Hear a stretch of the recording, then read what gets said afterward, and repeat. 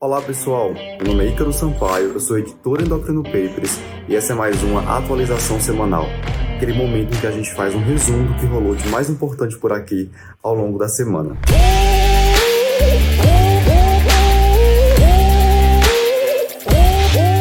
Nossa semana começou na segunda-feira com o Dr. Luciano Albuquerque, que publicou um texto comentando um trabalho que saiu recentemente na revista New England Journal of Medicine a respeito de resultados sobre jejum intermitente versus restrição calórica isolada. Foi um estudo com participantes chineses que foram submetidos a um regime de jejum intermitente associado à restrição calórica, no qual os pacientes poderiam se alimentar das 8 a 16 horas, ou seja, 8 horas de alimentação, versus um grupo que foi submetido apenas à dieta com restrição calórica.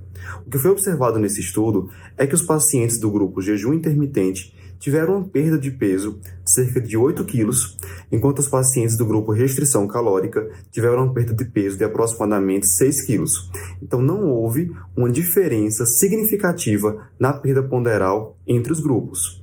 É claro que o estudo tem algumas limitações. Os pacientes que foram incluídos nessa análise já tinham um período curto de alimentação ao longo do dia, de cerca de 10 horas. Então, uma redução de 10 horas para uma janela de 8 horas de alimentação com jejum intermitente foi uma redução de apenas 2 horas. Talvez por isso não tenha tido um impacto tão significativo quando comparado aos pacientes com restrição calórica. A outra limitação é o fato de que eram participantes chineses, então fica um pouco difícil extrapolar isso para outras populações. Mas enfim, é um dado sobre jejum intermitente. Na terça-feira, nós divulgamos o nosso podcast Como Investigar a Hipertensão Secundária de Causa Endócrina, um podcast bem legal em que a gente fala quando é que a gente deve suspeitar de hipertensão arterial sistêmica secundária, quais são as causas endócrinas de hipertensão arterial sistêmica secundária. A gente comenta um pouquinho sobre como investigar hiperaldosteronismo primário, feocromocitoma, disfunções tireoidianas que costumam cursar com hipertensão arterial sistêmica, enfim, vale a pena dar uma conferida. Ainda na terça-feira, foi minha vez de publicar um texto no site falando a respeito do declínio inicial que acontece na taxa de filtração glomerular de pacientes que iniciam o tratamento com gliflozina. A gente sabe que, ao iniciar ali nas primeiras 2 semanas do uso de um inibidor do SGLT2, os pacientes costumam experimentar uma queda na taxa de filtração glomerular estimada. Em uma análise pós-hoc do trabalho DAPA-HF, foi publicado recentemente na revista Circulation, e aí avaliou se essa queda que os pacientes apresentaram nos primeiros 14 dias na taxa de filtração glomerular estimada estaria relacionada a uma redução na incidência do desfecho primário, que era basicamente hospitalização por insuficiência cardíaca descompensada e morte por causa cardiovascular.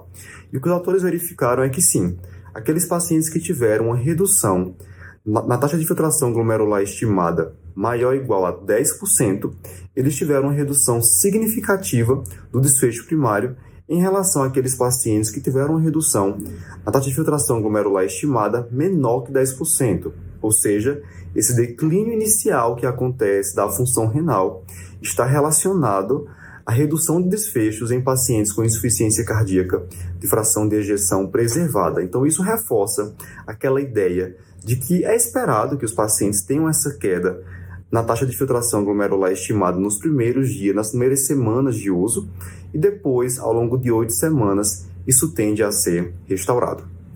Na quinta-feira, o Dr. Eric Trovão publicou um texto que é leitura obrigatória para quem atende pacientes para a investigação de síndrome dos ovários policísticos, porque lá ele comenta sobre a controvérsia do uso da ultrassonografia pélvica para a avaliação do critério ultrassonográfico diagnóstico da SOP. Então, nos critérios de Roterdã, nós temos lá oligomenorreia, indicando anovulação, hiperandrogenismo clínico ou laboratorial e presença na ultrassonografia de polimicrocistos ou ainda um volume ovariano maior que 10 ml.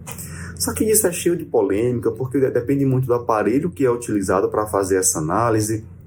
Então, por exemplo, com aparelhos mais modernos, tem sido proposto que o número de folículos periféricos necessários para diagnóstico aumente de 12 para 20, que a gente dê preferência a avaliar o volume ovariano ao invés da presença dos polimicrocistos. E na adolescência, isso fica ainda mais complexo, porque é normal que as adolescentes tenham aí no primeiro ano, nos primeiros anos de vida reprodutiva, presença desses polimicrocistos. Então, a última diretriz, o último guideline sobre SOP, sugere que a gente não utilize o critério ultrassonográfico nas mulheres nos primeiros 8 anos após a menarca. E aí, uma alternativa que tem surgido para substituir o critério ultrassonográfico na investigação da SOP seria a dosagem do antimileriano. O hormônio antimileriano costuma estar elevado em pacientes com SOP, mas isso ainda não é algo bem estabelecido. Então, por enquanto, o que vale é, para mulheres adultas, a gente deve sim considerar o critério ultrassonográfico, mas nas adolescentes, a gente só vai poder fazer essa avaliação 8 anos após a menarca.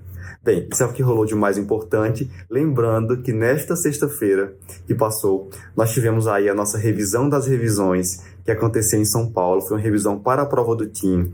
E aí veio gente de todo lugar do Brasil, foi um clima bem descontraído. A gente pôde revisar os principais pontos necessários para a realização da prova de título de endocrinologia e metabologia. Se você gostou especificamente de algum desses tópicos que eu discuti, vai lá no nosso site, procura ler o texto. Se interessou pelo podcast, vai lá também Spotify, Apple Podcast e confere o nosso conteúdo. Até a próxima!